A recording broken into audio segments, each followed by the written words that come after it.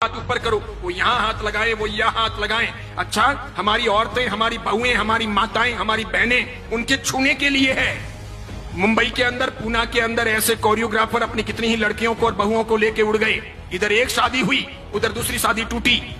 वो कोरियोग्राफी करने के लिए रोज उस शादी के फंक्शन के लिए आता था। महीने भर तक उन्होंने घर की महिलाओं और बहुओं को सब सिखाया। उसी के अंदर एक बहू के साथ प्यार हो गया। इधर शादी निपटी, सेकेंड डे सवेरे वो इस बहू को लेकर रफू चक्कर हो गया, शादी कर ली उसने। समझ रहे हो आप? ये चीजें होगी।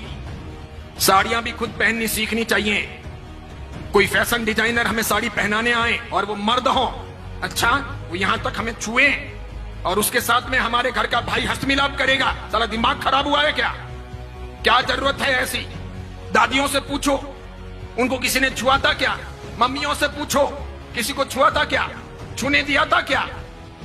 अच्छी बहनों को कोल्हापुरी पहन के रखना चाहिए, तुरंत बाहर निकलना चाहिए, एक लगानी चाहिए, कम से कम 2 दांत तो बाहर आ जाने चाहिए। नहीं आते हो तो मुझे को, मैं सिखाऊंगा आपको कैसे दांत बाहर निकालने चाहिए। इसीलिए अब ये अट्ठाई, ये ओली, ये सिद्धि तप, ये पलितना की यात्रा, ये नव्वाणु, ये उपध्यान तप पहले बंद हो। वो करें जिनको ये सब ना करना हो, जिनको डांडिया खेलना हो, जिनको कोरियोग्राफर को यहां सब हाथ लगवाने हो, इस प्रकार के नाच करने हो। अभी मैंने कुछ वीडियो देखे हैं जिसमें 65 साल 70 साल के दादा और दादी डांस कर रहे हैं, 70 साल के, फिर 45 साल के पापा और मम्मी वो भी डांस कर रहे हैं। किसके लिए? बिटिया की शादी है उसके लिए। शोभा देता है।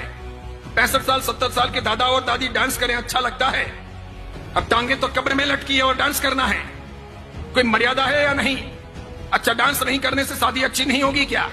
एक वीडियो नहीं बनेगा तो काम नहीं चलेगा क्या? क्या गंदी फिल्मों की धुनों पर दादा दादी को नचाना ही जरूरी है?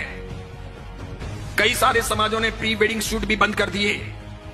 पुरोहित समाज ने पाली के उस घोषणा पत्र के अंदर यह भी किया कि हमारे समाज के अंदर दूसरों की देखा देखी कोई प्री वेडिंग शूट नहीं होगा, कोई आवश्यक नहीं है। वेडिंग के बाद यानी शादी के बाद आप आराम से घूमो, आपका काम करो, लेकिन यह सुभाषपद नहीं है। ये सब फिल्मों से, सीरियलों से आया है। क्या दिखाना है?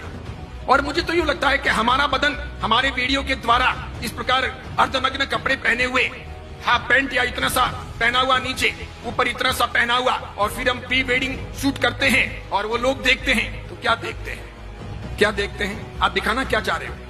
अच्छा, जो आपको दिखाना है वो आपके पति को दिखाना है कि दूसरों को दिखाना है? ये पति के लिए है कि दूसरों के लिए है? यानी आप एक सदाचारी मां बनना चाहती हो कि वेश्या रहना चाहती हो? करना क्या है? जाना कहां है? एम क्या है? उसी प्रकार पूछना चाहता हूं, जीटो की स्थापना हुई तो ये एम था क्या? कहीं जीटो के घोषणा पत्र में ये चीजें हैं क्या कि हम डांडिया रास का आयोजन करेंगे? स्थापना के दिन ही जीटो वालों को जूते पड़ गए होते। आज मेरी बात सत्य सिद्ध हो गई कि नए पद्मसागर जी महाराज ने बंदरों के हाथों में नारियल दे दिया, बिल्कुल दे दिया। जीटो में कई लोग ऐसे भी हैं जो सदाचारी हैं, समझदार हैं, आचार संपन्न हैं, मुझे मिलते भी हैं, अन्य महाराज साहब को मिलते हैं। कई माताएं भी ऐसी हैं जिन्होंने अपनी व्यक्तिगत जिंदगी में ऐसा कुछ किया नहीं है, वे चाहते भी नहीं है, लेकिन अपने यहां पर ये समूह जो है मिलकर के माता फोड़ना, मेजोरिटी, डेमोक्रेसी। मुझे ऐसा लगता है कि जैन समाज के कुएं में किसी ने भांग डाल दी है, सबको वही पानी सप्लाई हो रहा है, इसीलिए सामूहिक पागलपन सवार है। इस बीच में ऐसा कोई आदमी बोले तो उसकी बहुत कीमत नहीं, उसको लोग खारा समझते हैं, उसके प्रति लोग दुर्भाव रखते हैं, उसे पसंद नहीं करते। क्योंकि मुझे तो ये सब फर्क नहीं पड़ता, मैं किसी की रोटियों का मोहताज नहीं हूं, और मैं तो कफन पहन के निकला हुआ हूं पहले से ही, और मेरे कोई आगे रोने वाला नहीं, पीछे कोई धोने वाला नहीं, मैं इसकी फिक्र करता नहीं। मुझे कोई बहन बेटी की शादी करवानी नहीं है, मेरा कोई उपास्य नहीं, मेरा कोई मंदिर नहीं, मेरा कोई घर नहीं, मेरे कोई स्थान है नहीं, मैं कल कहां रहूंगा ये मुझे पता नहीं है, इसलिए मैं कोई परवाह करता नहीं कि मुझे किसी प्रकार की गुलामी करनी है, बिल्कुल नहीं, नेवर। मैं तो सत्व के आधार पर जीने वाला आदमी हूं। जितने केस होने दें, जितने दुश्मन सामने आए आने दें, जिस मुकाम पर मौत होगी होगी, एक बार होगी, 2 बार थोड़ी होती है मौत, एक बार होगी। और किसी के सर्टिफिकेट से मुझे कोई स्वर्ग या मोक्ष थोड़ी मिलेगा, तो क्या फर्क पड़ता है कोई मेरे बारे में क्या बोलता है, कुछ भी कहे। इसीलिए मेरी फिक्र मत कीजिए, मुझे चिंता है समाज की। भगवान महावीर का समाज चिंता रहा, वो पवित्र रहा, अच्छा रहा, तो साधु साध्वियों का और हमारे सब कामों का कोई व्रत रहेगा। अगर भगवान महावीर का समाज ही कमजोर पड़ गया तो मेरे एक के मजबूत होने से क्या होगा? मेरे एक के जिंदा रहने या लंबी उम्र पा लेने से भी क्या होगा? मैं व्यक्तिगत सफलताओं को समाज के सामने, धर्म के सामने महत्वपूर्ण नहीं मानता। मेरी व्यक्तिगत सफलताएं कितनी भी हों, अगर वो व्यक्तिगत सफलताएं मेरे समाज के लिए, मेरे धर्म के लिए उपयोग में नहीं आती है तो मेरा जीना हराम है। फुकट की रोटियां खा करके कोई मतलब नहीं है। इसलिए मैं सोचता हूं सफलता का पहला मापदंड कि मेरा समाज सुरक्षित रहे, साफ सुथरा रहे, मेरा धर्म सुरक्षित रहे, साफ सुथरा रहे। यह आवश्यक है। आप जैसे लोगों को क्रांति करनी चाहिए, उठना चाहिए। पूरे बेंगलुरु में यह हवा फैलानी चाहिए कि डांडिया नहीं होगा, कोई जीतो, कोई जियो, कोई अन्य संस्थाओं के अंडर में नहीं होगा। उसके लिए संस्थाएं ना बने।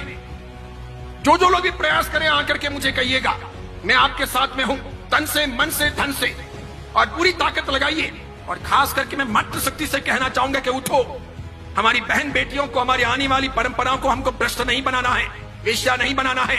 जवानी के दिन तो चले जाएंगे, उनको लोगों के सामने नहीं थिरकाना है। वो गंदे गंदे फिल्मों के गीत क्या सिखाने हैं, क्या जरूरत है, और क्या क्या होगा, और वापस रात्रि भोजन होगा।